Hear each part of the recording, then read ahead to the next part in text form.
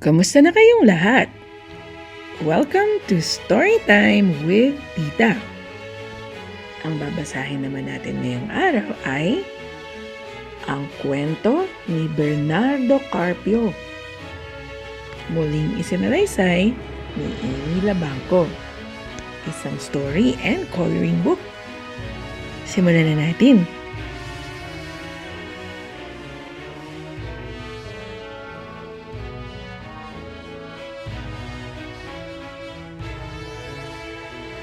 Noon ay may mag-asawang mahirap na nakatira sa isang bundok ng San Mateo. Bagamat higahos sa buhay, ay naging maligaya sila nang magsilang ng isang malaki at malusog na lalaking sanggol.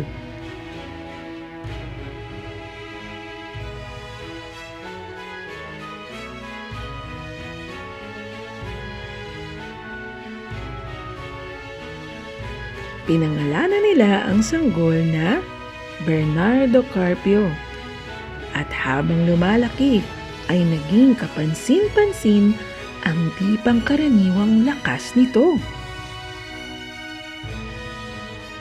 Lalong nag-ibayo ang lakas ni Bernardo Carpio sa kanyang pagtanda. Nakilala siya hindi lamang bilang isang malakas na binata, kundi maging isang makisig at magandang lalaki rin.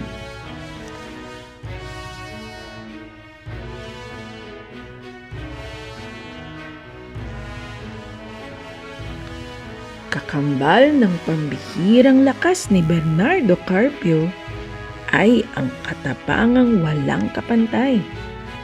Tinatalo niya sa lakas at tapang ang mga kalalakihan sa kanyang bayan. Hindi katulad ng pangkaraniwang binata, walang hilig si Bernardo sa mga kasiyahan o mga pagtitipon at hindi siya basta naaakit sa mga magagandang dilag. Bagkus ay mas nahumaling siya sa paggugubat.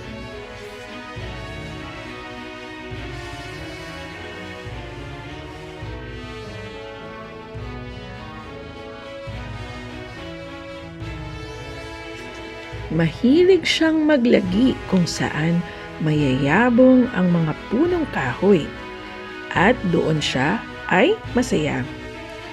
Ang lagi niyang kasama at matatalik na kaibigan ay ang mga hayop sa kagubatan. May isang engkantadong nakatira sa gubat na laging pinupuntahan ni Bernardo. Ang engkantado ay malaki at malakas, kung kaya't siya ay mapanghamak, ngunit mainggitin din.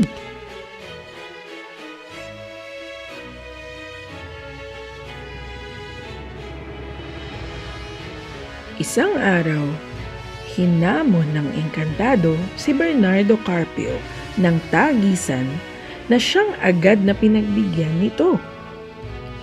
Sila ay magsusukatan ng lakas at natitiyak ng engkantado na siya ang mananaig. Sila ay nagtunggali sa iba't ibang paligsahan ng lakas at si Bernardo ang nanaig sa bawat paligsahan.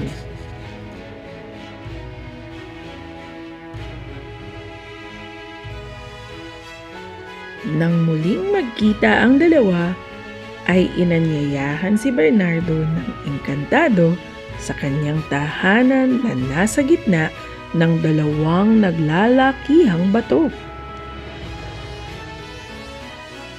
Nang si Bernardo ay napunta na sa pagitan ng dalawang naglalakihang bato, naglaho ang engkantado at biglang naggalawan ang mga bato papunta sa kanya. Gamit ang kanyang mga bisig, sinubukang pigilan ni Bernardo ang dalawang bato.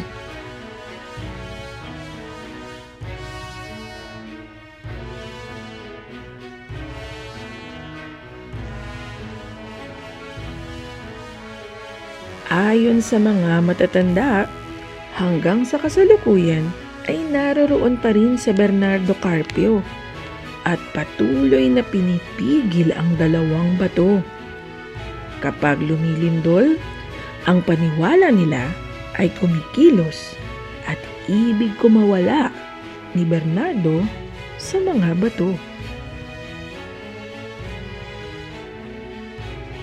At dito nagtatapos ang kwento ni Bernardo Carpio. O, nagustuhan niyo ba ang kwento natin ngayong araw? Kung nagustuhan niyo ito ay mag-subscribe lamang sa aming channel para mas marami pa kaming maihatid na kwentong tulad nito sa inyo. At samahan niyo kaming muli sa susunod ha, dito lang sa Storytime with Tita. Paalam!